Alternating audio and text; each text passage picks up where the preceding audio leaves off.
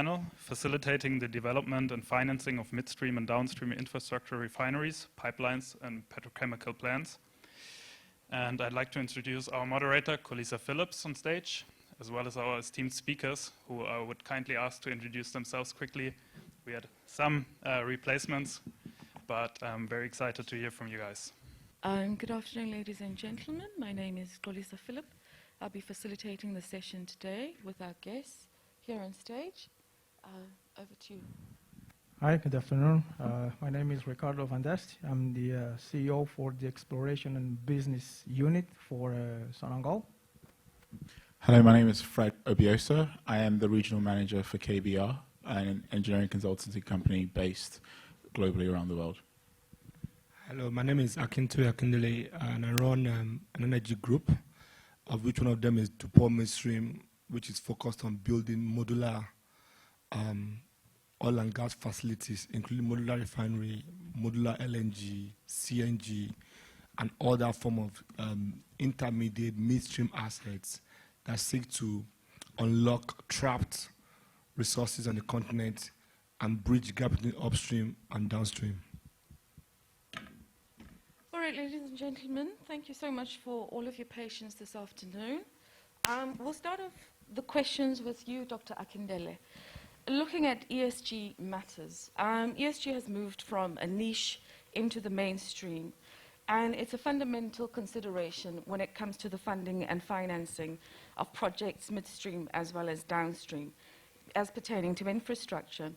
How can the financing sector adapt to the increasing ESG demands, from several quarters, including civil society, as well as the international community, especially here in Africa, where there's a growing demand?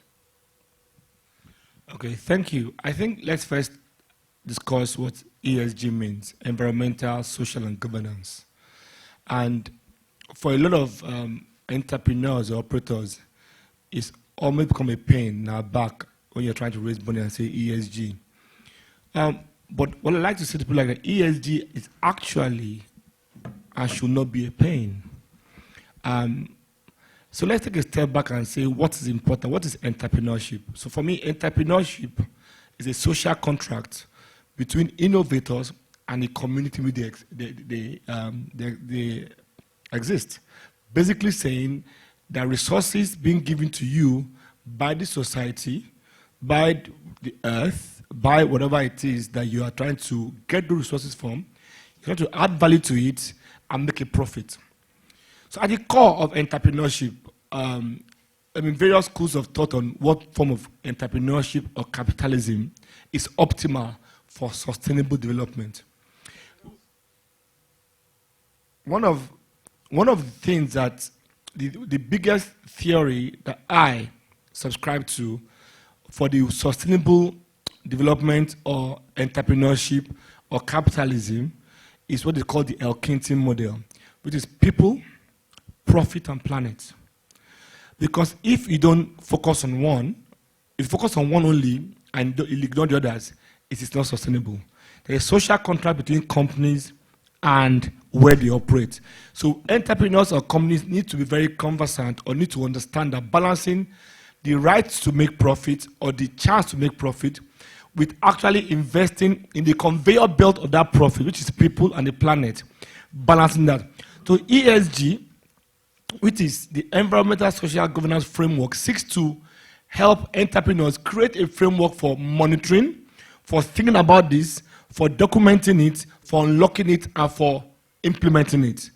Most companies use what they call the ESMS system, which is environmental social management systems, to help them communicate this to investors. Now, historically, it was almost everybody, it was not, wasn't something that financiers focused on, as preference and focus was on returns. But as we realize that for returns to be sustainable, you have to keep investing in that conveyor belt. And that's why even financiers today are now asking questions around how is this business sustainable?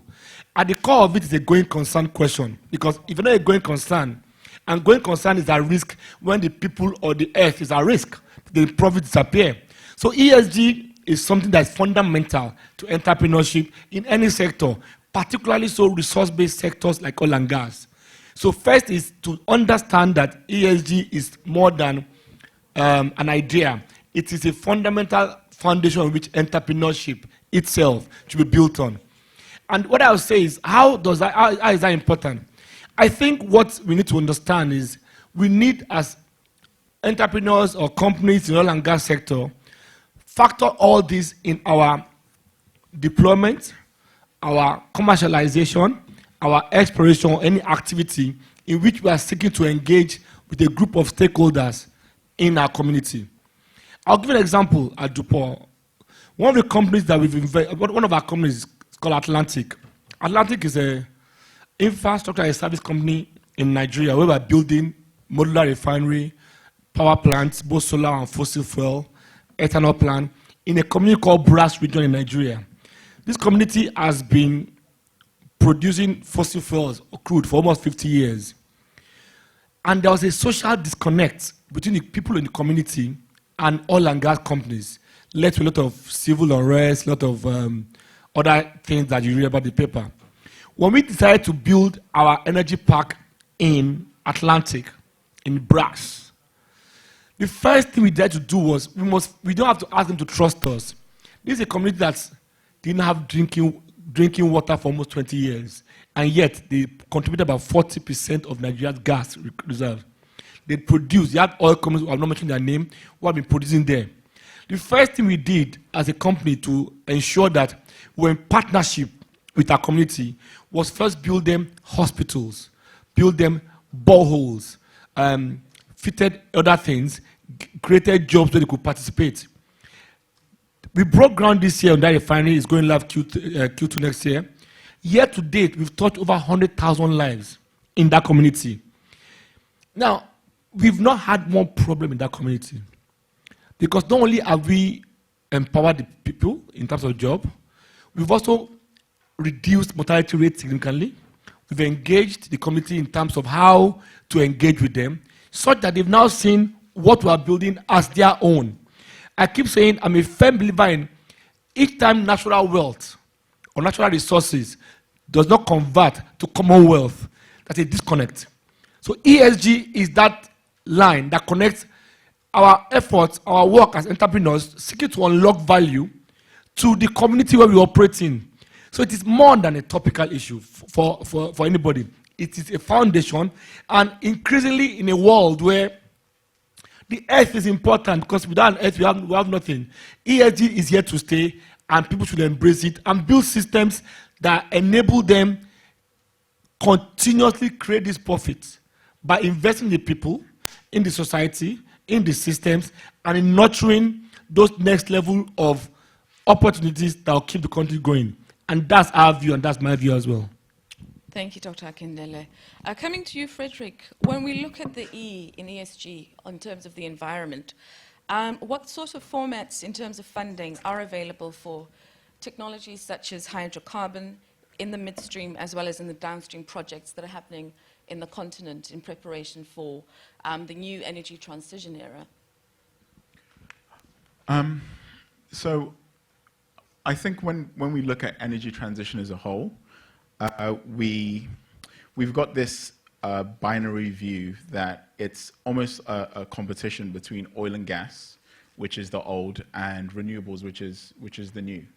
And I don't believe that's true. I think energy transition holistically has to cut across all sectors, including the oil and gas. I think that financiers are looking from an environmental perspective to invest in projects that help decarbonize the oil and gas industry.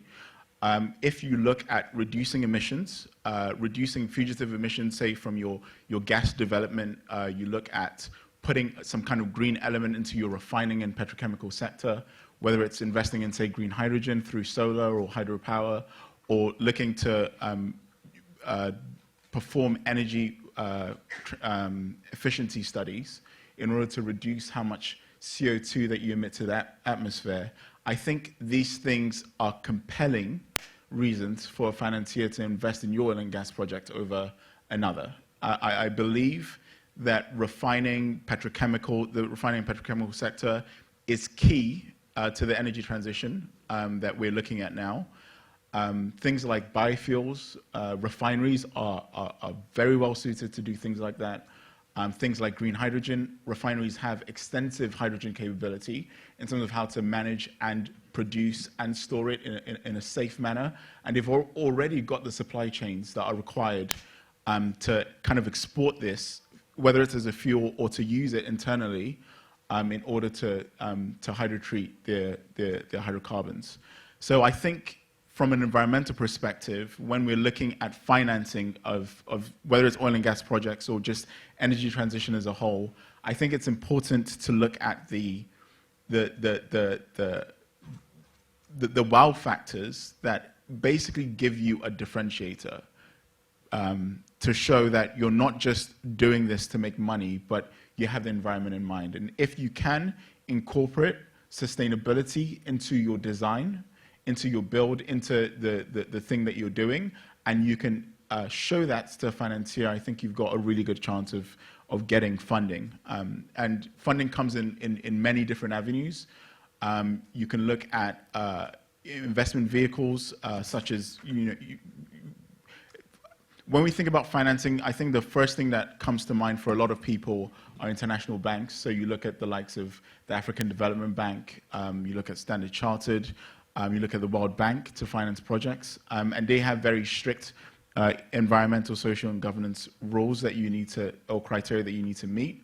And we know that COP26 is affecting their willingness to fund these projects, but there are also a lot of other avenues for you to get financing from. So you've got the likes of ECAs, export credit agencies, where if a lot of the material or the equipment that you are using for your plant comes from a particular country or region, that they're willing to give you funding at very low rates in order to help with your project. You can have offtake agreements, and you can even look towards these new funds or ideas that are coming up in order to fund the refining and petrochemical sector. I think something that ARDA is very passionate about is bringing together a fund that could help invest in the decarbonization and improvement of the refining and petrochemical sector. And I think a few of these funds are going to come up that will be specifically tailored to helping Africa, first of all, decarbonize their oil and gas facilities and improve emissions and sustainability, and also transition to greener, more sustainable energy. And I think these two go hand in hand. I believe that you can have a hub that produces solar, uses that to provide electricity to the grid, uses some of that to make hydrogen, which they then supply to a refinery, and the refinery, a decarbonized refinery, then produces AFRI-6 spec fuel, which then powers the continent, whether from a transportation and power perspective. So I think these things go hand in hand. And if when we're looking to start projects, we've got this mindset of sustainability in mind, I think we'll go very far. I think we do have a chance of getting funding for these projects, even though it's going to be on a case-by-case basis. All right, and then this question is directed at both of you, but I'll start with Dr. Akindele. There is this notion that no state alone on the continent can do it alone. And there's going to need to be a much more concerted effort at coordinating among the regional states as well as the continent as a whole. In that context, how can states on the continent coordinate their efforts for transnational projects? What tools are available to promote interstate investment? And how can this be applied in the current context? You've asked a very robust question. And such a question requires, I think, a robust answer. There's a misconception that, and I said it earlier in the last session, that the West is going to stop funding African transactions in upstream or fossil fuels. And they had to fly their 400 jets to Glasgow, burn too much CO2 to tell us that. That misconception is an interesting one for me because they never funded African transactions. If you check their capital that's gone into exploration activities on the continent, 90% has come to international firms operating here, not African companies operating here. We've never had that money in our hands. So let's stop crying over what was not there. I think we're just giving the international firms a legit thing to tell us no before they had to hide under a lot of things, corruption, education, whatever it is. Now, like, hey, you're not carbon compliant. So for me, that's interesting because now, like COVID did to us, we now have to wake up and smell the coffee and say, let's now get rid with each other. Let's stop saving our money in foreign accounts. They then lend our nations back to give us projects and raise that we don't make money. And as such, that transition for me is not a transition. I don't look at energy transition or financing from a compliant of Standard Chartered Bank or AEW or IFC point of view. It was never there. Don't get me wrong, projects were funded. They could point to a few. But if you check total capital deployed by sector and total consumption of that capital, you will see the stark reality of where it went to. And it went to exploitation and exploration-based activity that was exported out of the country straight. And that is why we have a major midstream gap on the continent.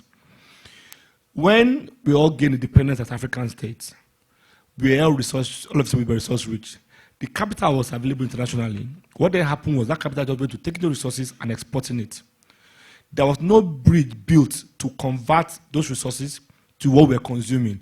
So it was very smart, and I would do the same thing if I was in any other international company, to invest in your upstream, buy your crude today at what? I give the example. Buy your crude today at $80 per barrel. There are 159 liters in one barrel. So if I commoditize that to percent and buy your crude about 40 cents per liter, then you buy AGO for me at 80 cents per liter, 50% margin. You don't have to go to, I had to get a PhD to realize I didn't need PhD to have common sense. That's just obvious. I buy your crude at 40%, I sell you petrol at 80 cents a dollar. 40%. What you can do for 5 cents for tolling it. So the midstream was neglected over the last 50, 60 years, and we're paying the price. Now, ESG for me is not about being compliant to international capital that was never there. Let me first lay that out there. I respect the work international firms have done on the continent and continue to do. And I think that, however, we cannot expect other people to develop our continent for us. America was built by Americans. The people that built America are there. The Rockefellers, the Vanderbilts, the Carnegie, they built their continent.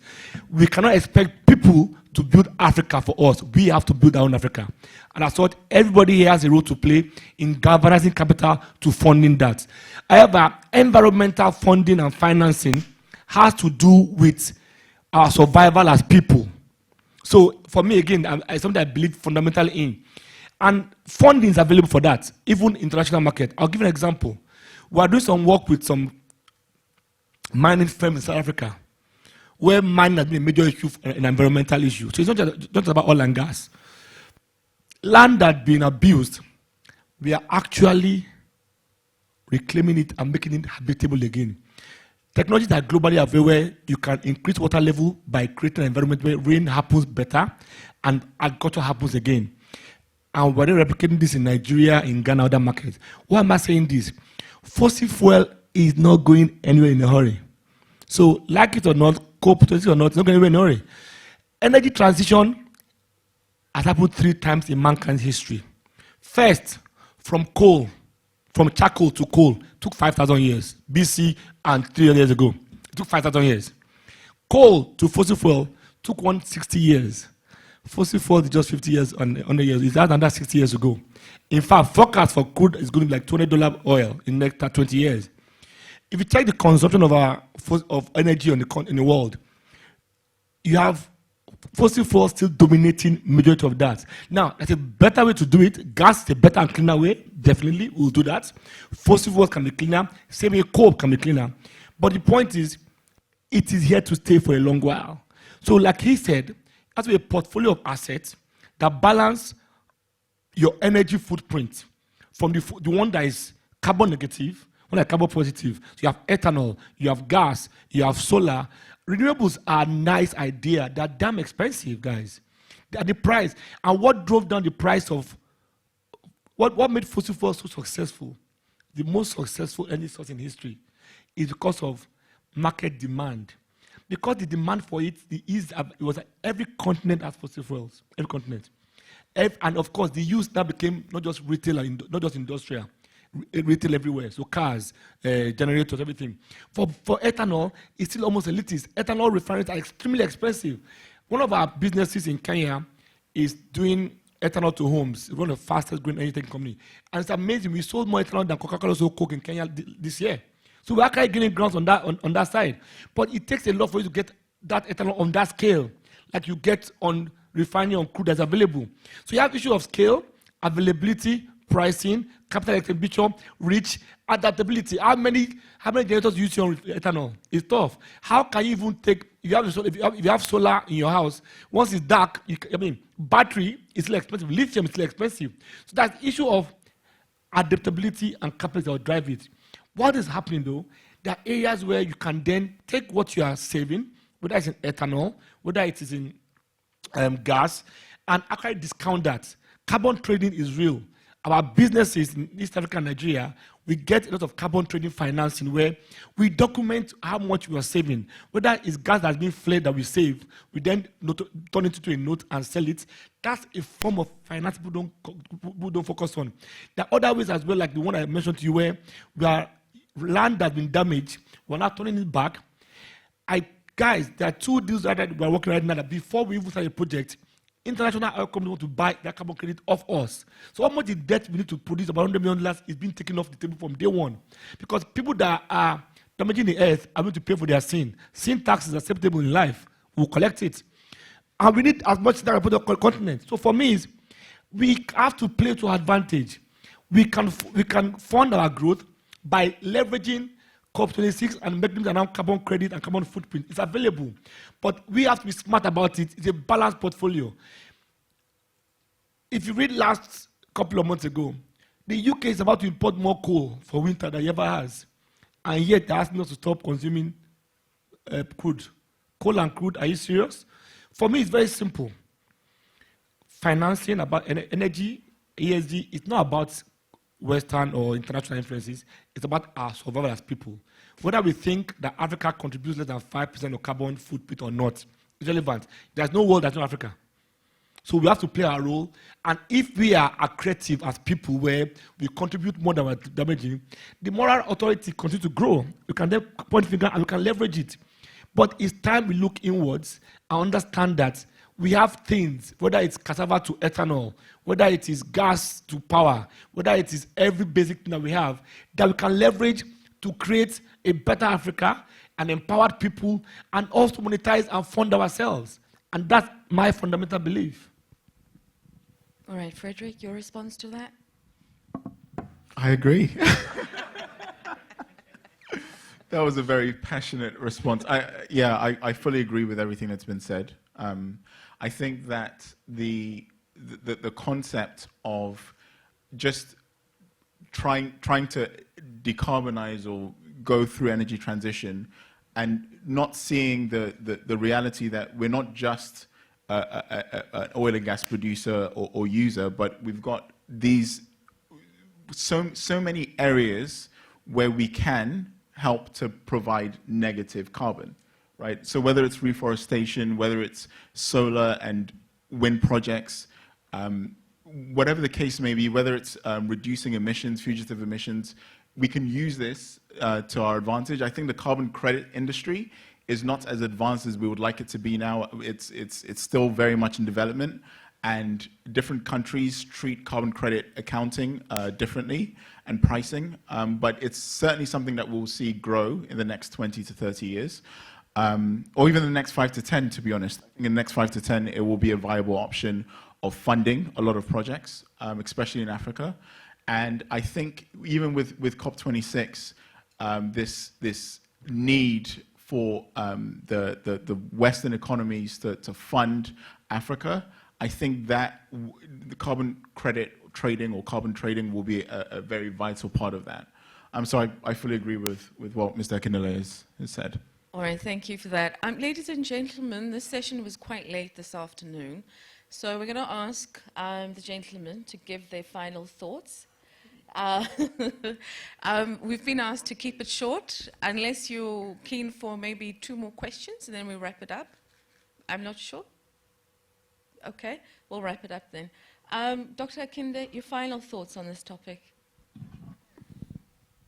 Final thoughts. There can be a final thought in Africa.